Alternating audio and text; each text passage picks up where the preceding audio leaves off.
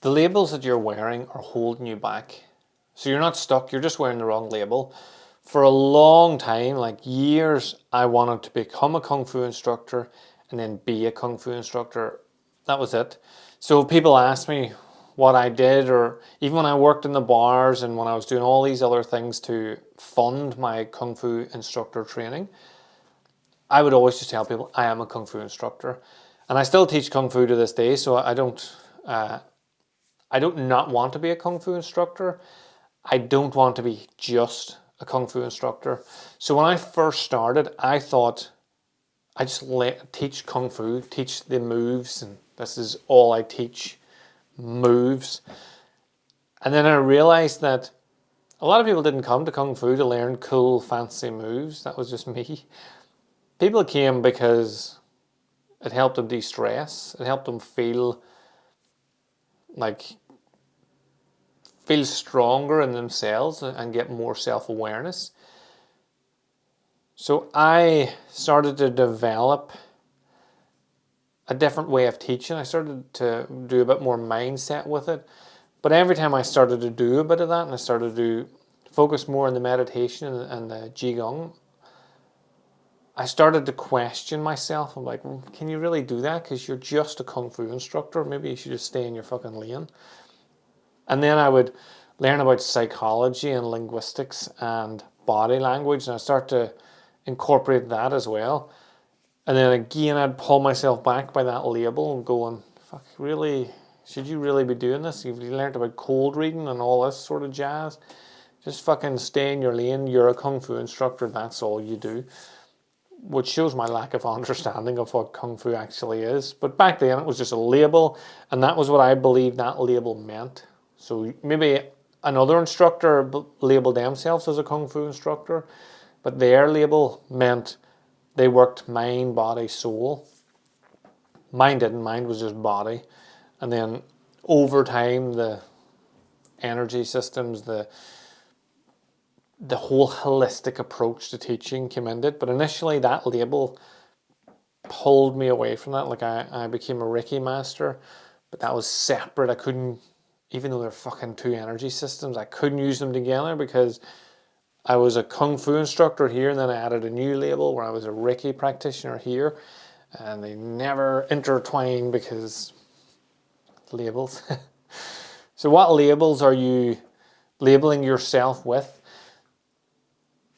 So I've wrote here that labels are your training wheels. They're not permanent tattoos. So label yourself as a Kung Fu instructor.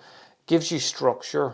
It helps you. Oh, don't all label yourself as Kung Fu instructors. Label yourself as whatever the fuck you want. But remember, it's just to create structure. It's just to give you a bit more direction, and you'll develop self-belief and courage and discipline as you move and grow with this. But the label isn't a permanent tattoo. They give you structure, but they're not the full truth. The moment a label limits you, it's time to question it. So once you find yourself asking questions like I did, where I was going, fuck, should I really be doing that? I'm just this. That's when you should start to question your label. Like, say if you were, like you just joined the gym and the amount of fucking people that tell you, I'm going to get a wee bit fitter before I join the gym, or I'm going to get a bit fitter before I do Kung Fu, or I'm going to get a bit fitter before I go somewhere that makes me fitter.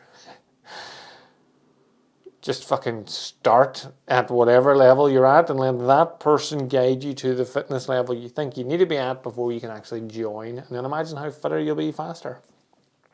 But if you label yourself as unfit, or I'm not a runner, or I can't lift heavy weights, when you go to the gym, if you stick with that label, then that's what will happen. You'll plateau and you'll get stuck because you'll be like, oh fuck, I could never do that. Whereas if you just labeled yourself as a beginner, I'm a beginner at this and I don't know how to do this, and I don't actually know what I'm capable of yet, and I don't understand how all this works, then you can progress and keep growing, and your label will progress with you. So if we label ourselves and we just stick to the label, so for example, if you just said, I'm not someone who is fit, and you join the gym and you keep saying, I go to the gym, but I'm not fit. Like I know people that have been in the gym 6 months and they'd still say statements like that, I'm not fit yet. I'm not as fit as Jemima, who's been going 47 years. Like your label pulls you into this wee box, and then you start looking outside the wee hole in the box. You start looking outside. Fuck, Liam's class. I wish I was him, but I can't be because I'm fucking trapped in this box that I've trapped myself in. What was it I said in the book? I think it was that your comfort zone is a jail that you put yourself in.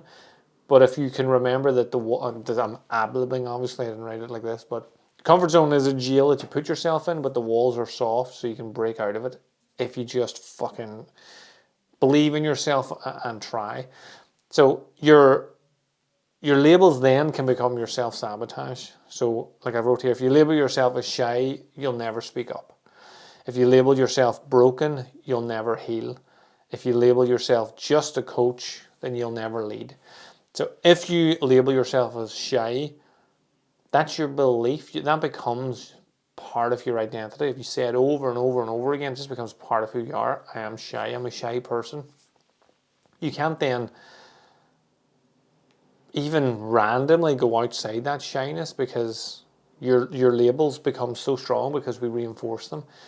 So you wanna try to break your labels as often as possible, or at the very least check in with the label and then reevaluate it, change it. If I'm a shy person, if I label myself as shy and I notice I never speak out, then I'm someone, if I switch the label a wee bit, I'm someone who struggles to speak out, but I'm trying.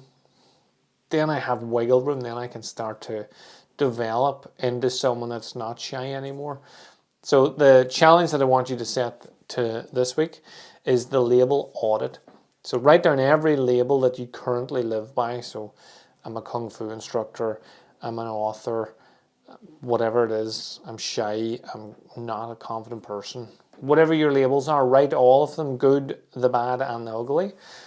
And then ask yourself, does this serve me or limit me? So just right beside them, serve me, limit me. And then choose one label to replace or retire this week. So the example that I've give here is, I'm not a confident person, can be changed to, I'm learning to be more confident by challenging myself daily. So pick one of these labels, reword it. It might seem like such a simple little thing. I've wrote, I'm not a confident person, and I'm learning to be more confident by challenging myself daily. It's only a change in wording, but the change in wording opens up. You're actually learning and challenging and moving forward instead of locking yourself in this wee box of, I'm not a confident person. I'm not a confident person, but I'm willing to go out of my way every day to try to test my confidence. Again, that opens up your world rather than just keeping yourself locked into these little labeled boxes. So do the label audit today, this week. Feel free to reach out to me about it and let me know how you get on with it.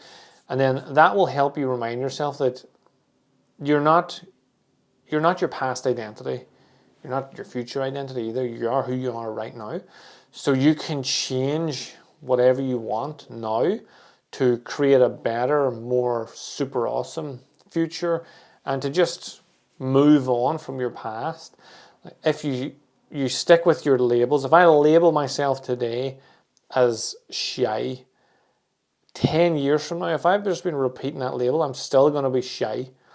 If I label myself today as someone who is shy but is working on it daily, then 10 years from now, I'll have 10 years of working on that. So I'll probably not be very shy anymore. So you don't have to hold yourself back to the labels that you've created. Maybe they were helpful and useful at the time. Sometimes labels are put on to protect us. So maybe they did their job, but just look at it and go, well, fuck, actually, you did do your job. My heart got broken after a relationship, so I used this label of fucking, I'm heartbroken, and used it to protect yourself, to reevaluate your life. Who are you without your partner? But now that label's like you've grown. Maybe your heart isn't fully mended, but how can it if you're repeatedly saying it's broken? Now I'm someone that had a broken heart, and I'm going to work towards healing that and becoming a stronger, more powerful man. Like that's open labeling, which means that it can all change, rather than closed labeling. I have a broken heart and everything's shite and fuck the world. We don't want them labels, they're no good. Feel free to reach out to me, let me know how you get on with the label audit. And if you have any questions or you want me to do a podcast on anything particular, then let me know that as well. Until the next time, have a super awesome day, whatever you get up to, and I'll speak to you again soon.